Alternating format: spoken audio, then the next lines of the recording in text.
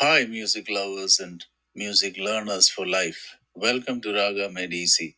I am your host, YG Arun House. This is chapter 1, part F, and I promise you this will be the final one on how to make raga scales in the Carnatic style of music, which you can experiment with in your own style of music, whether it's Western or any other kind of music that you are into. After all, scale is universal, but two ragas with the same scale can have two different feel to it depending on the region and the nuances each raga or even the region or even the person singing gives it to it. This time we are talking about Vakra ragas. Now, Vakra can be literally translated as crooked ragas, but because crooked sounds so unmusical, I'm going to use the word meandering. So, Vakra ragas can be translated as meandering ragas or winding ragas, whichever you prefer. As the name suggests, even though this will be an offspring of a Melakarta raga, that is wholesome scale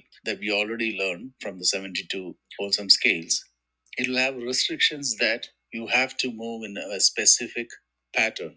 When I give you examples, you will understand it easier. There are three types of meandering ragas. One will have ascending notes meandering, while the descending are straightforward. I'll give you two examples of this. First one, minor minus 7, and then after colon minor. This means in the ascending it is minor without the seventh degree, that is ni or ne, and in the descending it is the complete minor scale. But as I said, the ascending is meandering, so the only way to express this in writing is to actually write down the scale under the first part of the scale name. So under minor 7, you write the actual notation, that is sa, ge, re, ge, ma, pa, dha, pa, sa. And in the descending, it will be all the notes, that is sa, re, ge, ma, pa, dha, ne, sa. The sorghum notation that ends in A will be minor in nature. It is Ge and Ne are minor third and minor seventh respectively. The name of this raga is Ananda Bhairavi. Now the example for Purvi Kalyani raga. The meandering ascending is scale is Sa Re Ga Mi Pa Dha Pa Sa. Because mi, the tritone is there, it has to start with T. So from the notation, we know this is T Maya Shankar minus 7. Once again, T Maya is Sa Re Ga Mi, and Shankar minus 7 is Padha Pasa, with the meandering notes given. And in the descending, it will be Shankar Maya, which is Sa Ni Dha Pa Ma Ga Re Sa.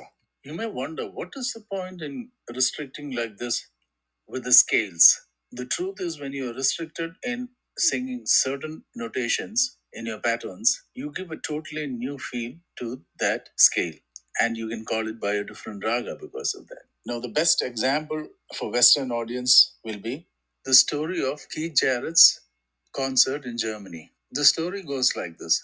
Keith Jarrett, arguably the greatest jazz pianist ever, at least for me, was giving a concert in, I think the place is pronounced Korn in Germany. And before the concert, he realized that the piano is not good. Few of its keys were not working. He said he cannot perform on this piano, and he wanted to walk out of there.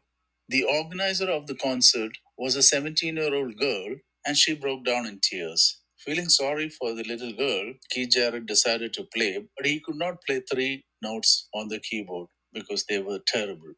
So he completed the concert without playing those three keys, and the show was recorded. And eventually, it turned out to be one of the largest selling albums in jazz history, if not the most selling jazz album. So it shows that restrictions can sometimes help you to explore your creativity even further. Now, for the second variety of meandering ragas, where the ascending is straightforward but the descending notes will be meandering. In the first example, the ascending section is named Maya minus 36. So you know it's a pentatonic because three notes are missing. And the descending section will be Maya minus 6, which means only the sixth is missing, and they have added the third back into the descending. That's not all. This is a meandering raga, so the notes are Sa ni pa ma ga ma re sa. Sa ni pa ma ga ma Rega Ma Re Sa. This scale is called Gaula in Carnatic music.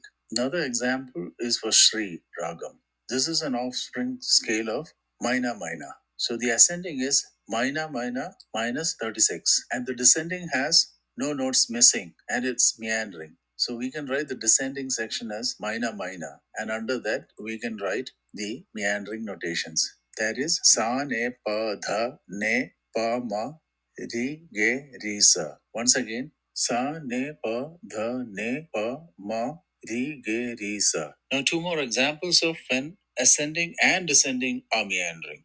The first example is in Mixolydian, which is, the name for Mixolydian is Shankar Maina. This has all seven notes in it in both ascending and descending. So you have to write Shankar Maina. Again, in the descending, also write Shankar Maina. And in the ascending, the notes, the meandering notes, should be written like Sa Ri Ga Ma Ne Dha Ne Pa Dha Ne Sa. And under the descending name, that is Maina Shankar, you have to write Sa Ne Dha Ma Ga Ma Pa Ga Ri Sa.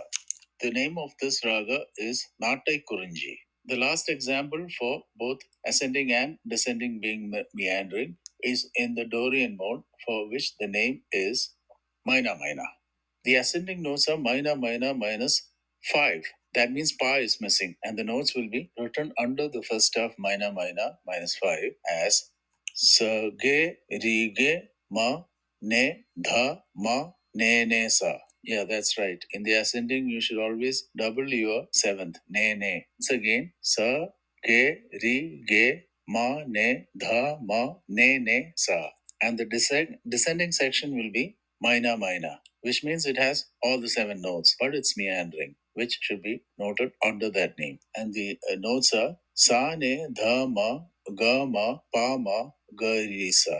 With this, we have come to the end of my exposition of how to remember thousands and thousands of raga scales with 4 or 6 names and numbers, and those the respective patterns for those names. These respective keyboard patterns, piano keyboard patterns of those names. In the next chapter, we will learn how the Indian music system is notated. We already learned how the notes are notated using the English alphabets. We'll just elaborate on it and give all the remaining information on timing, time signature, all that, and how it is achieved in Indian system of writing music. Unlike the Western music notation, which is too primitive and as cumbersome as reading hieroglyphics or the Chinese pictograms, the Indian music system is so easy that probably within half an hour to 1 hour you'll be able to read and understand the tune of the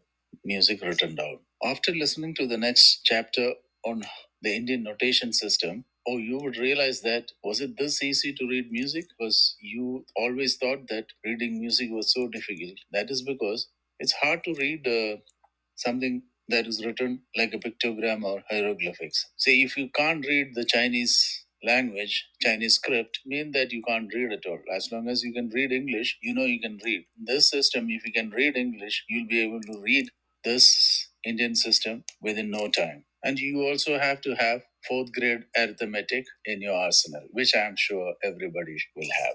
That is addition, subtraction, division, etc., multiplication, etc. So if you want to learn a new language to write music, please tune into the next chapter. Even if you are well versed in reading Western music, you can just go through it and see whether this makes any sense, how much easier it is compared to the Western music notation system. See you in the next chapter. And in case you have not subscribed yet and you are still interested in continuing with these lessons, please subscribe so that I can make more videos. Thank you. Bye.